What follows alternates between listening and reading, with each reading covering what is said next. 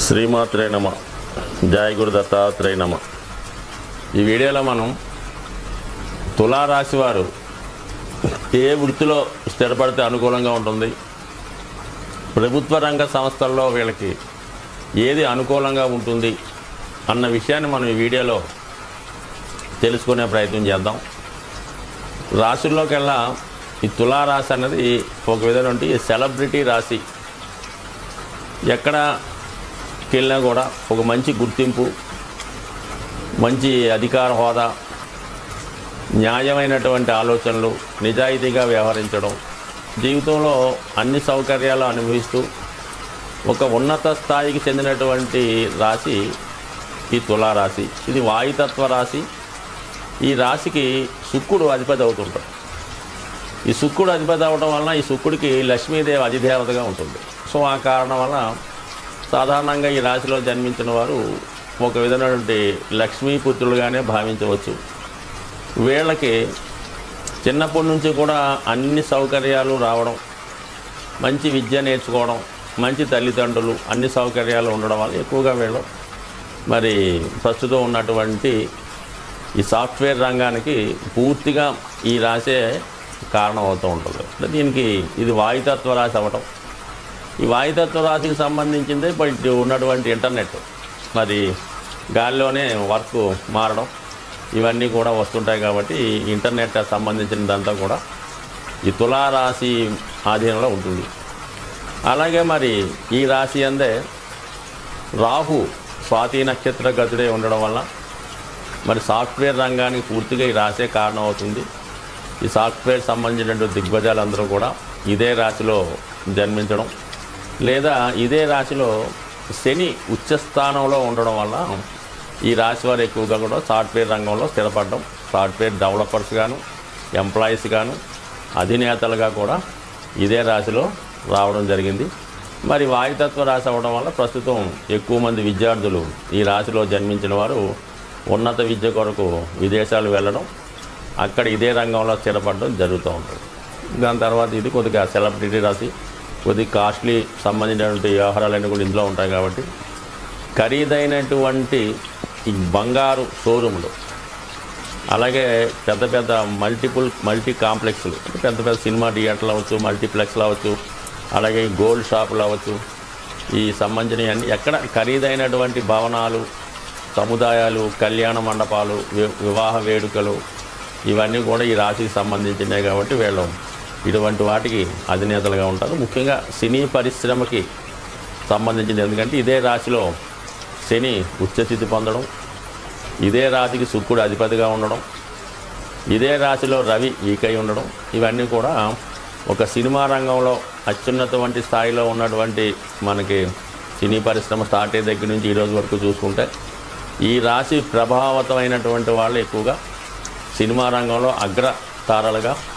అగ్రనేతలుగా వెలుగొందడం జరుగుతూ ఉండేది. అంటే మొత్తం మీద ఈ రంగంలో వారికి సినిమా పరిశ్రమ, సాఫ్ట్వేర్ రంగం, అలాగే ఈ వాయుతత్వం అవడం వల్ల ఈ కమ్యూనికేషన్ సంబంధించిన అన్ని టీవీ, సమాచార శాఖ, విదేశ వ్యవహారాలు, ఇవి వీళ్ళకి కలిసి వచ్చే రంగాలు. అలాగే బంగారానికి సంబంధించినటువంటి షోరూములు కానీ ఆ సేల్స్ సంబంధించినవి ఎక్కువగా ఉంటాయి. మరీ ముఖ్యంగా ఈ రాశికి సింబల్గా మనకి న్యాయదేవత, ఒక త్రాసు పట్టుకున్నటువంటి న్యాయదేవత సింబల్గా నిర్ణయించడం జరిగింది. ఒక న్యాయదేవత లేకపోయినా ఒక త్రాసుని సింబల్గా పెట్టారు వాళ్ళు విద్యను బట్టి. అంటే ఎక్కువగా అయితే న్యాయదేవత కాబట్టి న్యాయవాదులు, జడ్జెస్ ఎక్కువగా ఉంటారు. అదే మినిస్టర్లుగా అయితే న్యాయశాఖ మంత్రులుగా, లేబర్ మినిస్టర్లుగా, కార్మిక శాఖ మంత్రులుగా ఈ రాశిలో ఎక్కువగా గత జాతకాలు పరిశీలించినప్పుడు మనకి కనబడుతూ ఉంటారు. అంటే ఎక్కువగా ఇది ఉన్నత స్థాయి ఉద్యోగాలు ఎక్కువగా కనబడుతుంటాయి. కాబట్టి ఈ విదేశ వ్యవహారాలు, న్యాయశాఖ, ఇవి కూడా ఇందులో మనకి బాగా కనబడుతుంటాయి. ఇంకా మనం ఇది శని ఉచ్చ పొందడం వల్ల ఈ రాశిలో ఉన్న వాళ్ళకి జనాకర్షణ, ప్రజాకర్షణ ఎక్కువగా ఉంటుంది. అంటే వీళ్ళు సాధారణ స్థాయిలో జన్మించి అంచెలంచెలుగా ఉన్నత స్థాయికి వెదిగే జాతకులు ఈ రాశిలో శని ఉండగా జన్మించిన వాళ్ళు. అంటే ఎక్కువ గ్రహాలు ఈ రాశిని ప్రభావితం చేసినప్పుడు ఈ రాశి బలం అవుతుంది.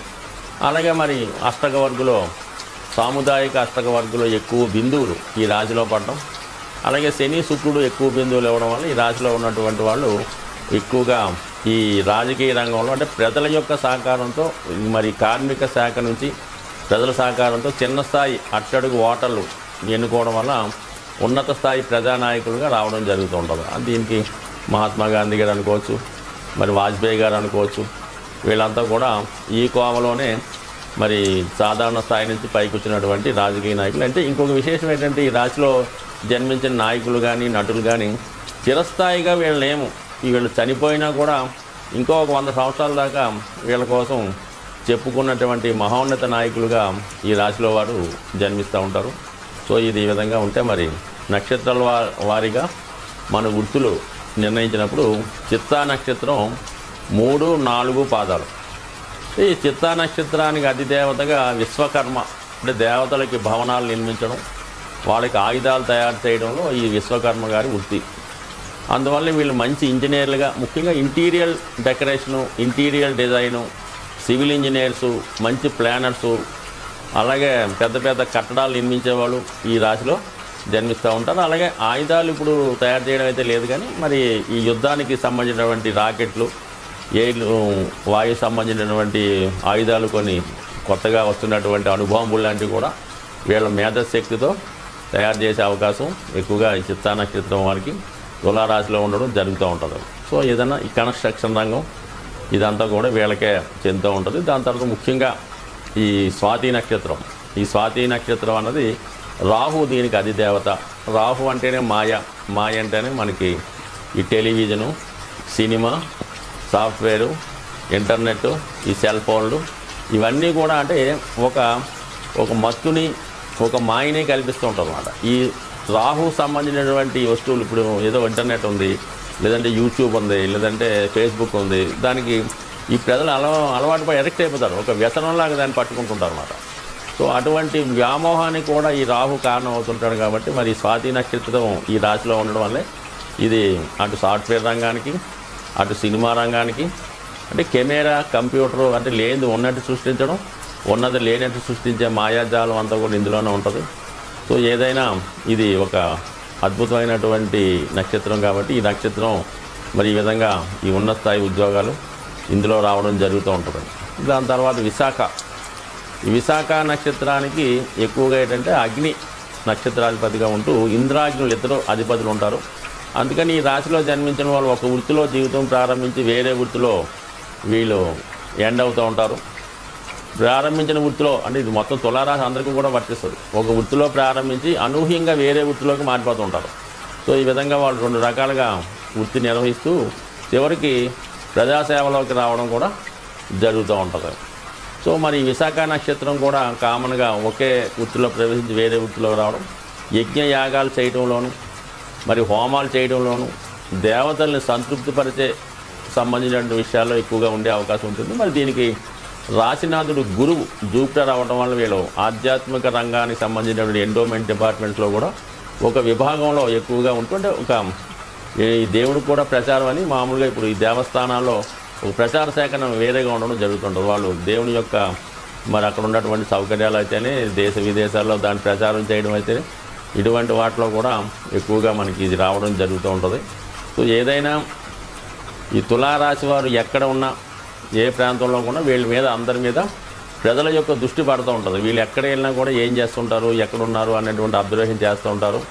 వీళ్ళు ఒక కారు కొన్నా, ఒక విమానం కొన్నా, ఏది కొన్నా కూడా వాళ్ళ ఇంట్లో కన్నా ముందు బయట ప్రపంచానికి తెలుస్తూ ఉంటుంది. సో ఈ విధంగా వీళ్ళు ఎక్కువగా ఇతరుల యొక్క ఈర్ష్యకు గురవ్వడం వల్ల, ఇతరుల యొక్క కనుచి దృష్టి ఎక్కువ పడటం వల్ల చాలా వరకు మంచి స్థాయిలో ఉండగా అనూహ్యంగా జీవితంలో బాగా నష్టపోవడం జరుగుతుంటుంది. అందువల్ల ఏంటంటే వీళ్ళు ఎంత ధనం సంపాదించినా, ఎంత ఉన్నత స్థాయిలో ఉన్నా ఒదిగి ఉండడం మంచిది. ఎక్కువ పబ్లిసిటీ లేకుండా నిరాడంబరంగా సింపుల్ లైఫ్ గడిపినప్పుడు మాత్రం వీళ్ళ జీవితం అంతా కూడా స్వచ్ఛంగా ప్రజాసేవలో అయితేనే ఏ రంగంలో అయినా శాశ్వతంగా ఉండే అవకాశం ఉంటుంది.